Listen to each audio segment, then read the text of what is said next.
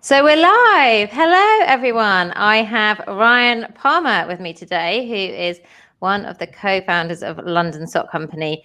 And I've been really excited about this interview because they're doing great things. And I know that there's lots and lots of really insightful sort of marketing and business growth insights that Ryan is going to share. But Ryan, before we crack on with the questions, I'd love you to introduce yourself, tell us a little bit about London Sock Company, and then I think we can, the first question, and maybe we can just go into this, is we were just talking beforehand about the slight restructure in your business and what your role is, and I'd love you to sort of talk through that as well. That'd be fab.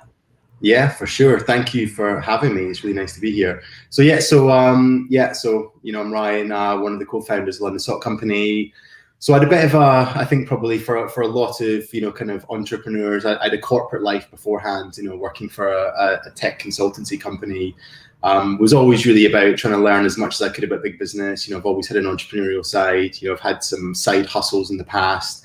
And was really kind of just excited to start brainstorming and, kind of thinking of ideas with a really good friend and colleague at the time. We were really inspired by this, this subscription wave that was coming in from the US, kind of just really disrupting, kind of the e-commerce market, which was really booming, and even just the way that kind of consumer behavior and kind of the way that brands were trying to acquire new customers and that experience. And, we were working in that kind of corporate world, the sea of monotone where everyone's wearing, the same color of, trousers and suits and shoes. And, we could really feel kind of guys like crying out for an opportunity to kind of express themselves and their personality and their individuality. And, ties were dying, less, guys were really kind of using ties. And, we just really saw an opportunity to kind of create a brand, that would really kind of be known for style, that would really kind of help guys kind of get noticed for the right reasons.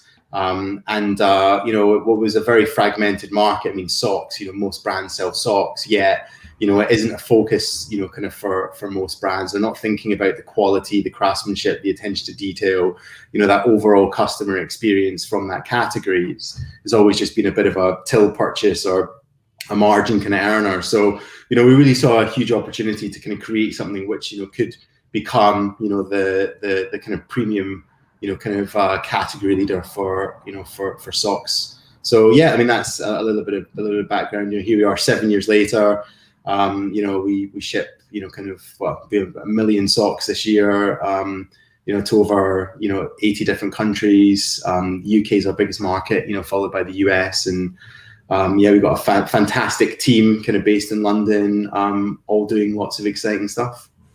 That's amazing. And so what percentage of the business is subscription? So subscription is actually a relatively small part of subscription. Yeah, I should. So we've got kind of 3 core kind of drivers. So our kind of main revenue driver is just traditional e-com. So that's about, kind of, 75%, of our revenues. Then we've got about 10%, through subscription. And then we've got about, kind of the rest, kind of, 15% through wholesale. So that's kind of partnering with, wholesaling with the likes of Harrods and, kind of, Fortnum & Mason, Mr. Porter, Matches Fashion, kind of, etc. Wow, all the great brands. So there's you've done a lot then in 7 years, because you're telling me you've got these different channels and you're in 80 countries. I suppose, I don't know, the way the world's going has made that probably so much easier. And so I was going to ask you actually, but then I actually think I do know this. You don't use Shopify, do you? Have you got your own platform? No, yeah, we don't. We use kind of WooCommerce and WordPress. So we're actually just going through a web refresh project at the moment, and we were kind of exploring Shopify, and we came really close. Like it's Shopify is a great solution, kind of, especially if you're looking at the Shopify Plus, which is what we would, it's the more bespoke Shopify solution. But just because we've got so much stuff that's kind of built on WordPress and WooCommerce already, it was just a kind of a clincher for us to kind of stay on the platform that we are and recreate instead of transitioning over to Shopify. Yeah, it's one of those things, isn't it? It's a big, having to move everything over, I imagine, is a really big challenge. But anyway, that's kind of like it was just a random question that I was interested to ask you. But what I'd love to know, so Ryan, you were telling me recently that you restructured the business. And so what's your role? It's around brand, is that correct? I'd love to understand a bit more about, why that's important and what you're doing. Yeah, so I mean, previously the business had just evolved, as kind of our growth was accelerating, and new people were joining, and we become quite a kind of siloed, kind of business where we had a marketing function and a technology function, and product development function, operations function, as you would expect for businesses that are significantly bigger than we are. And for us, it was really just kind of focusing on what are the two most important elements of success in terms of, how do we actually kind of achieve what we're trying to achieve. And, kind of we really kind of came up with actually, there's two main hubs, there's two main parts of this. There's one which is all about, brand, which is about creating opportunities. So whether that's, creating, opportunities through new product categories or new products or campaigns or partnerships or press opportunities. It's about creating ammunition, creating something that your customers are really going to engage with, are going to want. And then on the other side, you've got your kind of commerce and your trade, which is, effectively how you then take that and go to market. So that would be everything from, kind of your e-commerce, from supply chain, from our wholesale as well, which we kind of put in there as a kind of trade area. And also our performance growth as well, like our performance marketing, which, the two parts of the business are totally interdependent, but they operate at a slightly different beat.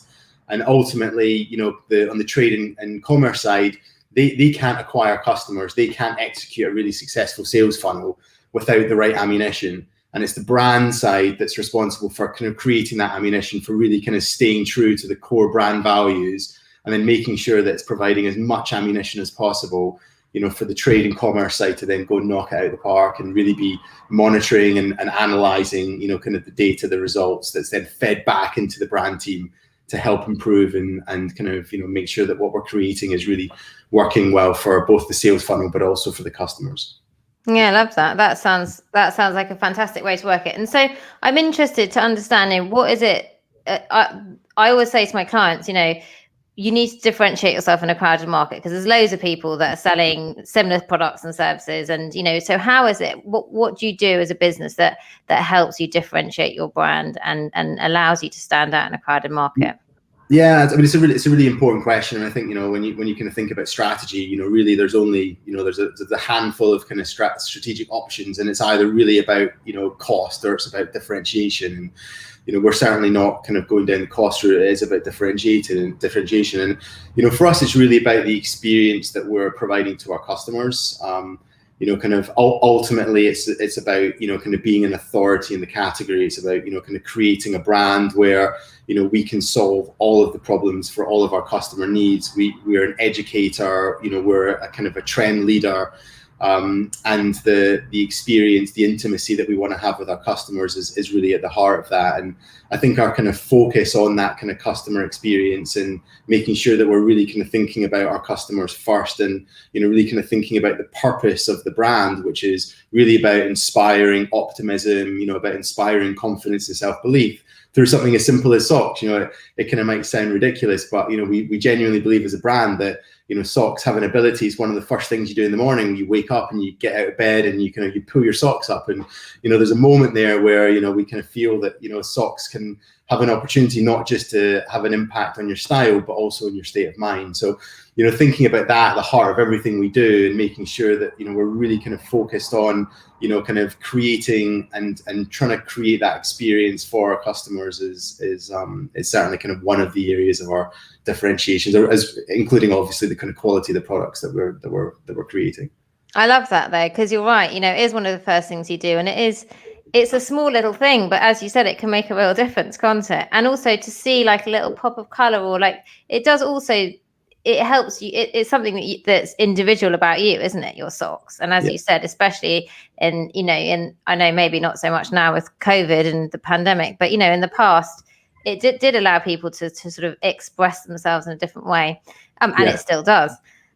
So something you mentioned there, which is another big thing that I'm very keen on, is the customer journey. It feels to me like that's something that obviously is incredibly important to you, putting the customer at the forefront of everything you do. So talk to me a bit about the customer journey and how you inject your brand into the customer journey at every touch point, and what are the little touches that you do that you think really helps that process? Yeah, I mean, I think there's no silver bullet, right? There's no kind of magic ingredient that will make a customer journey successful. I think it's really about, kind of thinking about, your funnel, right? And it's about the different stages in a kind of customer journey from, that initial engagement of someone that's never heard about your brand before, right through to that, okay, consideration phase, through the purchase phase, through to, kind of the advocacy, phase. And is then kind of thinking about, okay, well, through each of these phases, like, what do I want my customers to do? What do I want my customers to kind of to feel? What are the opportunities here? What are the challenges here? And then what are the channels do I have in order to kind of, to execute the kind of the plan to achieve that? And, fundamentally, the what you want your customers to do become your KPIs. Like, that's what you're measuring. What you want your customers to think is around, okay, well, how am I creating content that is really, kind of proactively answering and addressing kind of maybe questions or challenges that these customers might have. And, as you think about someone kind of going through that journey from that engagement, they've never heard about you. Like, what's the most important thing about you that you want to express? That's a very different, messaging than consideration. Someone's already bought into maybe kind of like, I like that, but why am I then going to buy this over something else? It's, what are the challenges that maybe someone's thinking about? Is it around, materials? Is it about craftsmanship? Is it about our kind of focus on sustainability? Is it about our kind of focus on, kind of our employees? Is it about style? For us, it's all about customers getting noticed for the right reasons. It's not about being that kind of fun sock guy. So I think it's just really kind of trying to understand, your customers. And, I think that there's always, kind of, I guess, profiles that, people talk about, but it's really trying to get into the psyche of those profiles, and making sure that, when you're creating that sales funnel, that customer journey, you're really kind of thinking about how you can optimize that, kind of across those different areas through the different stages. So you're doing all that in-house, or do you have outside agencies that help you with better understanding your customers and the customer journey, or does your marketing team manage all that in-house? So a bit of both. It's managed in-house, but we do pull in a bit of support from some third parties. So, in terms of kind of customers, like we're doing some stuff with Experian, which is brilliant, just in terms of, they can create your mosaics just through all the kind of access to the data. That's really useful. That really kind of helps us kind of better understand our customers, as well as obviously like, Google Analytics and other in-house kind of data tools that we use. But then we also have, we work with a kind of, an agency for our PPC, for example, for Google. We work with a brilliant agency, Verkeer, actually, for SEO, for search engine optimization. So there's different pieces, but in terms of like owning the customer journey, and effectively being the conductor of the orchestra, it's very much us in-house. Because, I think that knowledge and experience and really kind of owning that and understanding that is really important. And if you kind of have agencies just managing everything, you don't really kind of understand as a brand, why things are working, and effectively you're paying someone else for that education. So I'm very kind of pro, kind of build the team in-house, bring in some expertise to potentially provide some coaching and some experienced leadership, on a consultancy basis, but really kind of arm, kind of your team to kind of start to build that out themselves. That's a really interesting point, and two things off the back of that. Let's start with the internal resources. But, one of the main challenges that I see for businesses that are funded, they've got their funding and they're wanting to grow, is getting the right marketing team in place initially. And you've sort of said how critical that is to have that resource internally. Yes, you're going to use specialist agencies, or you might bring people in to help. How do you go about hiring the right marketing team? And I suppose especially so if you're not an amazing marketer yourself, if that's the skill that you don't have, and as a founder, how would what advice would you give founders around that? Because it seems to be critical to get right. Yeah, I think first of all, like, marketing is a big area. Like, you're unlikely to really be trying to find someone to do marketing. Like, it's kind of thinking about performance marketing, or is it thinking about, kind of brand marketing? Because the two are quite different. For us, like, when we were kind of hiring someone to focus on performance, because we'd been on that journey of kind of working with a few agencies, and it had just been a bit frustrated, felt like we'd learned, more from them, and we're kind of frustrated to not be progressing further. we actually hired a maths and physics grad. Because at the end of the day, like, performance marketing is all data, it's maths, you need someone who just loves getting their head into numbers, into problems and trying to solve them. Fortunately, the guy that we brought in, who's brilliant, he also had a bit of a side kind of passion in kind of film studies as well. So he did have that kind of creative element, although that wasn't necessarily essential. And then we brought someone in, initially working with him 5 days a week, who was just really kind of working with him on how to effectively kind of be an amazing performance marketeer. And they were with him 5 days a week, and then we kind of start to round that down to 4 days a week, 3 days a week, 2 days a week, 1 day a week, and over a 6 month period, we had someone in house that really kind of understood what they were trying to do, and they had the ambition and the right skill set, to be able to start, kind of doing that for themselves on that journey. And I think it's just about the individual, and it's about finding practitioners, people that are prepared just to roll their sleeves up and just want to get stuck in. And there's two types of kind of hires. Typically, you've got your practitioners that just want to roll their sleeves up and get stuff done, and then you've got your theorists who kind of like may have experience, but unless they've got a lot of budget or kind of teams underneath them, they're not going to achieve the same kind of result. So they're both totally kind of valid for different points in a business's kind of journey. But I think for early stage businesses, it's about trying to bring in people that are kind of really kind of eager to learn and surround them with experience and support. It's really interesting you say that, actually, because we had a media agency like 15 years ago, and we used to hire loads of grads who'd done like masters in like maths or something similar, and like you said, they just loved numbers and spreadsheets and slicing and dicing data, and obviously we had the experience in the media planning buying, so we trained them up. So it's really interesting that you've gone down that route, and that you then decided to hire an expert to come in and train them. I think that's really, really, really great idea. And so talk to me about the other side, which is the agencies. I used to run an agency, so I know what it's like, but I've also worked with clients who've had some of them have had a nightmare with some of their agencies and wasted huge amounts of money.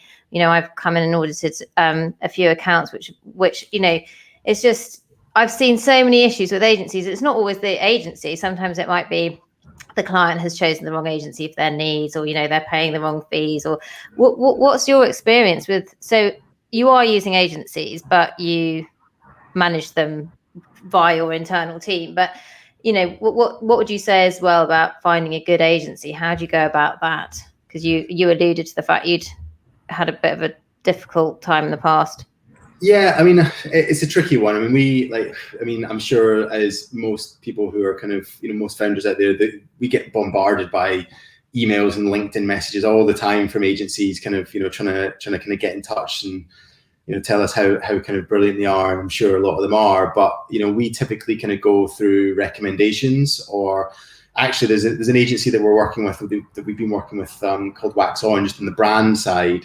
It was basically because one of their partners was one of our customers, and someone in the team was actually at an event that he was on a panel for, and they saw him wearing the socks, and somehow he started talking about London Sock Company, and then the team went up to him and said, "Oh, like, we're from London Sock Company." And so quite organically. But I think it comes down to a kind of alignment of expectations, and that's usually where relationships collapse, regardless of whether it's an agency, whether it's an employee or whatever. It's where kind of, someone's expecting something, kind of, and the other one's expecting something. And I think it's really just about aligning objectives, at the start. And we've really been focusing hard on frameworks, within the business, especially over the last kind of 6 to 12 months. And there's a lot of stuff in my head and in Dave, my co-founder's head, and a lot of it is instinctual after doing this for 7 years. And kind of, you just get a bit of a kind of a feeling about something, and it's very difficult sometimes to translate that to people that are either just about to start working for you,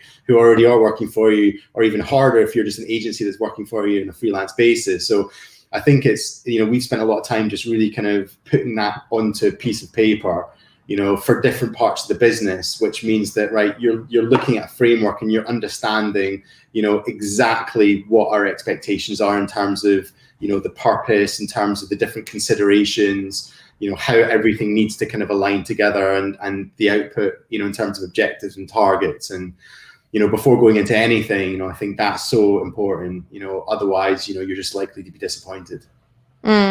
Exactly. I think that's the thing, isn't it? It's about briefing agencies properly and making sure that everyone's aligned. Ryan, that was a very quick 20 minutes. We keep these short and sweet, so going to finish there.